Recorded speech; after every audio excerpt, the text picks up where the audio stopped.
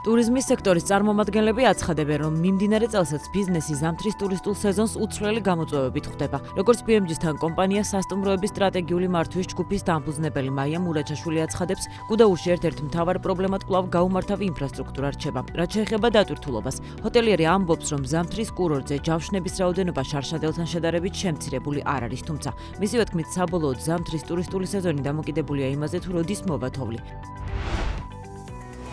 იფქლიდიღმის პურზე ინტერესი ისრაელის შემდეგ ჩინეთის ბაზარზეც გაჩნდა. ამის შესახებ BMG-ის კომპანიის მარკეტინგის მენეჯერმა სოფიო ბედიაშვილმა განუცხადა. მისი თქმით, საუბარია დიაბეტურ პურზე, დიაპურზე, რომელიც ადგილობრივ ბაზარზე ფაქტობრივად საქველმოქმედო მიზნით იწარმოება, ვინაიდან მის წარმოებას არ გააჩნია კომერციული დატვირთვა. როგორც იფქლის მარკეტინგის მენეჯერი ამბობს, ამ სახეობის პურის წარმოება პატრიარქის თხოვნის საფუძველზე დაახლოებით 10 წლის წინ დაიწყეს ქვეყანაში დიაბეტით დაავადებების შემთხვევების ზრდის გამო, თუმცა ჩინეთში ამ სახეობის პურის ექსპორტი მისი რეალური თვითღირებულების გათვალისწინებით იგეგმება. ის ასევე ამბობს, რომ ჩინეთში ექსპორტისთვის სერიოზული მომზადებაა საჭირო, ვინაიდან ჩინეთის მხოლოდ ერთი ქალაქი, რომ მომარაგდეს დიდ მასშტაბზე წარმოებაა საჭირო. თბილისის საერთაშორისო აეროპორტმა 5 მილიონ გზავრს უმასპინძლა, რაც უპრეცედენტო შემთხვევაა ამ აეროპორტისა და ზოგადად საქართველოს სამოქალაქო ავიაციის ისტორიაში. მეხუთე მილიონე მგზავრი საფრანგეთის მოქალაქე პიერ ბერეტი იყო, რომელიც თბილისიდან პარიზის მიმართულებით გაფრინდა.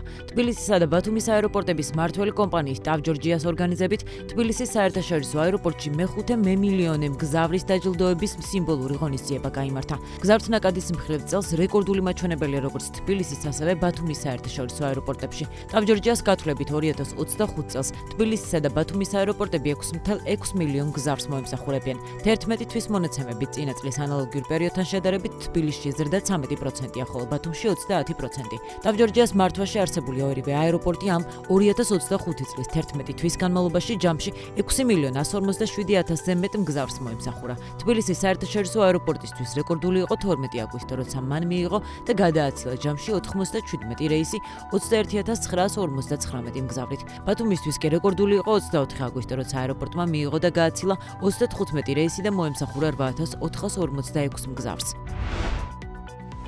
2025 წლის ათვეში საქართველოდან ნაკსოვი ხალიჩების ექსპორტი გაიზარდა. ამ პერიოდში ქვეყანამ 3030 ტონა ხალიჩები გაყიდა და 7,683,000 დოლარის შემოსავალი მიიღო, რაც გასული წლის ექსპორტს 44,2%-ით აღემატება. ოფიციალური სტატისტიკის მიხედვით ხალიჩების ექსპორტი 2022 წელს გააქტიურდა. სწორედ ამ წელს დაფიქსირდა რეკორდული გადაზიდვები, რა დროსაც მთლიანი წლის განმავლობაში ექსპორტით ქვეყანამ 11,141,000 დოლარის შემოსავალი მიიღო. ეს კი გასული წლის ჯამურ მაჩვენებელზე მეტია. 2022 წლის შემდეგ 2023 წელს ხალიჩების ექსპორტი შემცირდა, თუმცა 2024 წელს კვლავ გაიზარდა. ზრდის ტენდენცია შენარჩუნდა წელსაც, როცა 10 თვეში გადაზიდვები გასული წლის ჯამურ ექსპორტს აღემატება.